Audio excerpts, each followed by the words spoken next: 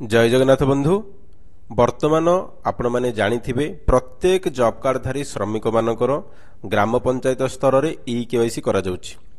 गोटे ग्राम पंचायत रे जेते भी जॉब कार्डधारी श्रमिक अछंती समस्त श्रमिक मानकर ई केवाईसी मध्य करा जिवो, जहा कि सरकारक तरफरु ई केवाईसी रो लास्ट डेट अक्टोबर 31 2025 तारिख रखा जाइछि।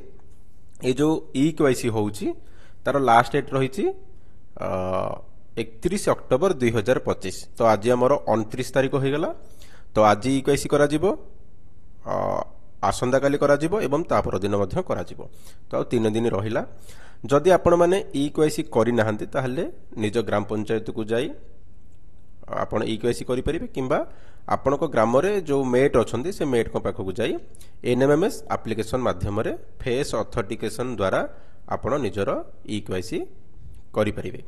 किंतु आपण माने लक्ष्य करिथिबे जॉब कार्डधारी श्रमिक जो माने एक्टिव वर्कर सक्रिय श्रमिक जो माने रहिले सेमान को अग्राधिकार दिया जाय प्रथमे ई केवाईसी करा जाउछि। ताहले बंधु एठी प्रश्न उठुछि एक्टिव वर्कर कोन? जॉब कार्ड तो समस्तिंकर अछि, ताले एठी एक्टिव वर्कर कोन एवं इनएक्टिव वर्कर कोन? एक्टिव वर्कर मानकर प्रथमे काहे कि ई केवाईसी करा जाउछि। तो चलंतु आमे गोटे उदाहरण सहित बुझिबा। देखंतु बंधु, जॉब कार्ड आपण माने ग्राम पंचायत रे अप्लाई कले काहे कि ना आपण आमे सिंपल भाषा रे कहिबा आपण दादन खटिबा को जिबे नाही, निज ग्राम पंचायत रे रहिबे। ग्राम पंचायत रे एमजीएनआरजीएस योजना जो कार्यकारी होउची सेतिरे 266 प्रकार रो कार्य रहिछि। परमिसिबल वर्क 266 प्रकार कार्य रही। एमजीएनआरजीएस योजना रे 266 प्रकार कार्य हे परिबो। तो आपण ए 266 प्रकार कार्य मध्यरु निज ग्राम पंचायत रे कार्य करिवे। जेमिति कि आमे कहि परिबा जे रोड हो, पोखरी हो, नाळ हो, रास्ता हो, जहाँ भी किछि माटी काम आमे करिबा एमजीएनआरजीएस योजना रे करिबा एवं सेही योजना रे काम करिया हेले हमकु आम पाखरे जॉब कार्डटिए थिबा दरकार। आमे जॉब कार्ड माध्यम रे काम करिबा एवं आमे दादन खटिबा को जीवा नाही, निज गाँव रे रहिबा, काम करिबा एवं मजूरी वर्तमान ओडिसा रे आमे 273 टंका पाउचे एमजीएनआरजीएस योजना रे कार्य कले। तो आमे जते बेले एमजीएनआरजीएस योजना रे कार्य करिबा बोली जॉब कार्ड अप्लाई कले, जॉब कार्ड मध्य हमकु मिली गला, किंतु आमे एमजीएनआरजीएस काम करूनी। जॉब कार्ड बनैले एवं जॉब कार्ड को घरे रखिले। तो एबेठी प्रश्न उठुची, तो गोटे जॉब कार्ड रे देखंतु आमे एठी देखिबा गोटे जॉब कार्ड आमे अप्लाई कले, धरिनो जरा जॉब कार्ड। तो जॉब कार्ड रे आमे कोन, जॉब कार्ड तो केवल जणे लोक रहु नै, परिवार जति कि 18 वर्ष रु अधिक सदस्य अछंती। जेमिति कि आमे एठी उदाहरण स्वरूप देखिबा, एठी स्वामी रहिले, स्त्री रहिले एवं तांकर पुओ रहिले।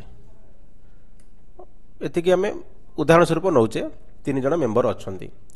तो मनरेगा योजना रे जो 266 प्रकार कार्य अछि सेही कार्य भितर ग्राम पंचायत स्तर रे जो कार्य भी ऑनगोइंग अछि बा चालिछि सेही कार्य भितर आपण कोनोसी काम रे काम करिवे।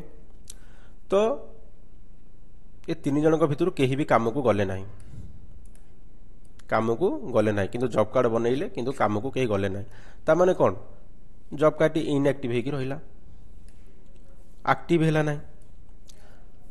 सेही समय रे लोक माने कोन करंती, आमे ग्राम पंचायत को जाउचे एवं ग्राम पंचायत रे कहूचे जे हमर जॉब कार्डटा इनएक्टिव हे जाइछि, हम जॉब कार्ड को एक्टिव कर दियंतु। तो जॉब कार्ड को इनएक्टिव रु एक्टिव करिबा पई सेमिति किछि ऑनलाइन प्रोसेस अछि कि? देखंतु ऑनलाइन प्रोसेस किछि नाही।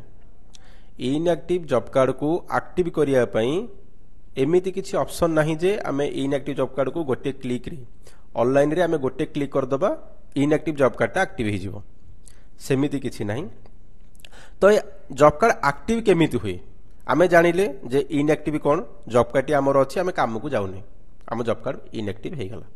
ताले जे काम को जाउची तांकर जॉब कार्ड केमिति इनएक्टिव हैला?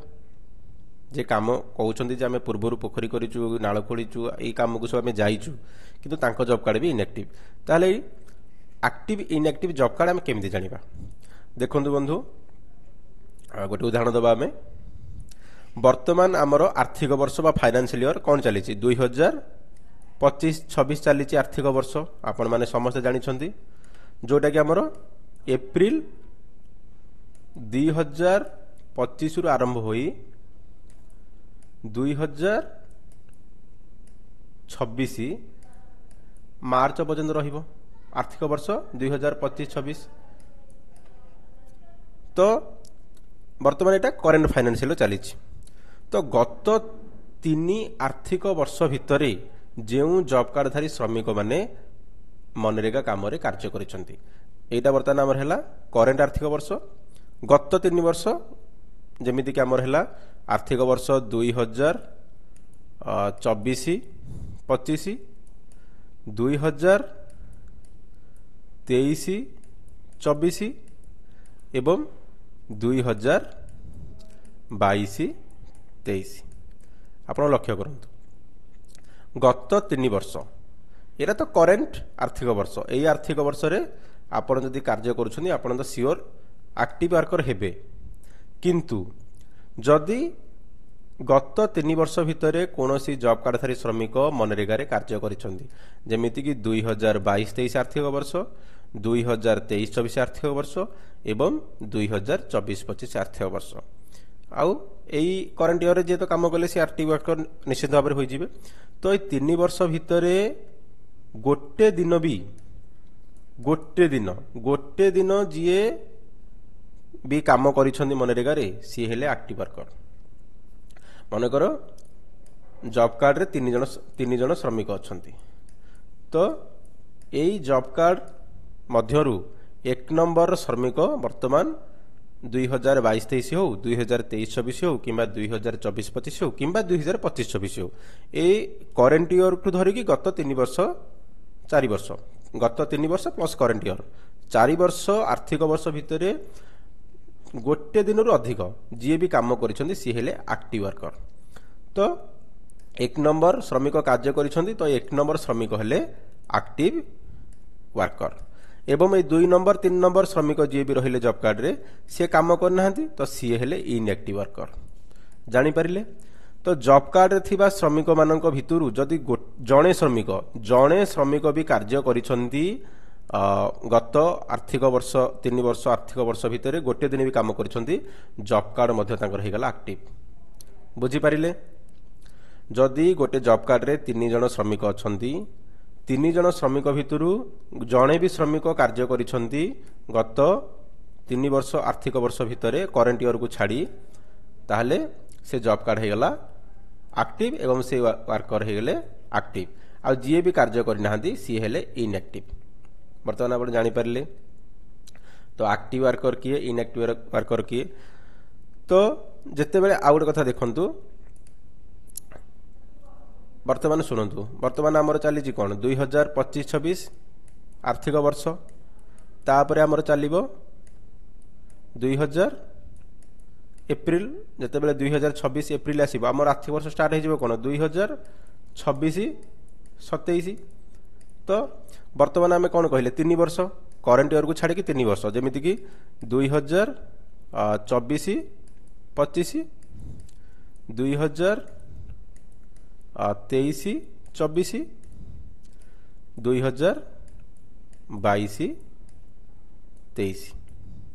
ତ ଦେଖନ୍ତୁ, ଜଣେ ଜବ୍ କାର୍ଡଧାରୀ ଶ୍ରମିକ 2022-23 ଆର୍ଥିକ ବର୍ଷରେ ମନରେଗାରେ କୌଣସି ଏକ କାର୍ଯ୍ୟରେ ନିୟୋଜିତ ହୋଇଥିଲେ, ତ ସିଏ ବର୍ତ୍ତମାନ ଅଛନ୍ତି ଆକ୍ଟିଭ ୱାର୍କର।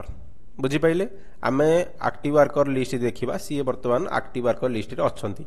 କିନ୍ତୁ ସେ 2023-24 ଆର୍ଥିକ ବର୍ଷରେ କୌଣସି କାର୍ଯ୍ୟ କରିନାହାନ୍ତି, 2024-25 ଆର୍ଥିକ ବର୍ଷରେ କିଛି କାର୍ଯ୍ୟ କରିନାହାନ୍ତି, 2025-26 ଆର୍ଥିକ ବର୍ଷ ଯେଉଁଟାକି ବର୍ତ୍ତମାନ କରେଣ୍ଟ ଇୟର ଚାଲିଛି ସେହି ଆର୍ଥିକ ବର୍ଷରେ ମଧ୍ୟ କିଛି କାମ କରିନାହାନ୍ତି, ମନରେଗାରେ କୌଣସି ବି କାମ କରିନାହାନ୍ତି।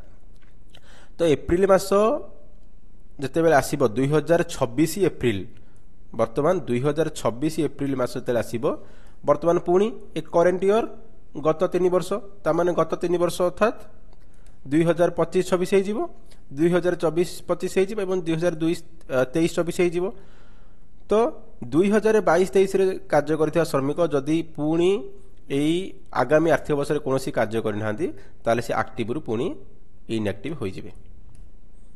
ବୁଝିପାରିଲେ? ତ 2026-27 ଆର୍ଥିକ ବର୍ଷ ଯେତେବେଳେ ଆରମ୍ଭ ହେବ, ଏଇଟା କରେଣ୍ଟ ଇୟର, ତାର ଗତ 3 ବର୍ଷର ଦେଖାଯିବ ପୁଣି କିଏ କାର୍ଯ୍ୟ କରିଛନ୍ତି। ଯେଉଁମାନେ କାର୍ଯ୍ୟ କରିଥିବେ ସେମାନେ ହେବେ ଆକ୍ଟିଭ ଏବଂ ଯେଉଁମାନେ କାମ କରିଥିବେ ସେମାନେ ହେବେ ଇନ୍ଆକ୍ଟିଭ। ତ ନିଶ୍ଚିତ ଭାବରେ ବନ୍ଧୁ ଆପଣମାନଙ୍କ ମଧ୍ୟରେ ଯେଉଁ ଗୋଟେ ଦ୍ୱନ୍ଦ୍ୱ ରହୁଥିଲା ଯେ ଜବ୍ କାର୍ଡ଼ ତ ଆମର ଅଛି, ଆକ୍ଟିଭ ୱାର୍କର କ'ଣ ଇନ୍ଆକ୍ଟିଭ ୱାର୍କର କ'ଣ, ଆପଣମାନେ ଜାଣିପାରିଥିବେ ଯେ ଆକ୍ଟିଭ ୱାର୍କର ଆମେ କାହାକୁ କହୁଛେ, ଇନ୍ଆକ୍ଟିଭ ୱାର୍କର ଆମେ କାହାକୁ କହୁଛେ। ନିଶ୍ଚିତ ଭାବରେ ଆପଣମାନେ ଯଦି ଜବ୍ କାର୍ଡ଼ଟିଏ ଆପ୍ଲାଏ କରିଛନ୍ତି, ଜବ୍ କାର୍ଡ଼ ପାଇଛନ୍ତି, ତାହେଲେ ନିଶ୍ଚିତ ଭାବରେ ଆପଣ ମନରେଗା କାମକୁ ଯାଆନ୍ତୁ, ନିଜ ଜବ୍ କାର୍ଡ଼କୁ ଆକ୍ଟିଭ କରାନ୍ତୁ। କାହିଁକିନା ଯଦି ଆପଣ ଜବ୍ କାର୍ଡ଼ ଆକ୍ଟିଭ ନ ରହିବ, ଆଗାମୀ ଦିନରେ ଆପଣଙ୍କର ଜବ୍ କାର୍ଡ଼ କଟିଯିବାର ମଧ୍ୟ ସମ୍ଭାବନା ବହୁତ ଅଛି। ଏବଂ ଆମେ ନେକ୍ସଟ ଭିଡ଼ିଓରେ ଆଲୋଚନା କରିବା ଯେ ଏବେ ଯେଉଁ EKYC କରାଯାଉଛି, ଆଗାମୀ ଦିନରେ ସେହି EKYCକୁ ପାଥେୟ କରି ଫେସ୍ ଅଥେଣ୍ଟିକେସନ୍ ଦ୍ୱାରା ଆଟେଣ୍ଡାନ୍ସ ନିଆଯିବ କି, ତା ଉପରେ ଆମେ ଗୋଟେ ଭିଡ଼ିଓ ଆଣିବା ଏବଂ ଆଲୋଚନା କରିବା। ଧନ୍ୟବାଦ। Thank for watching.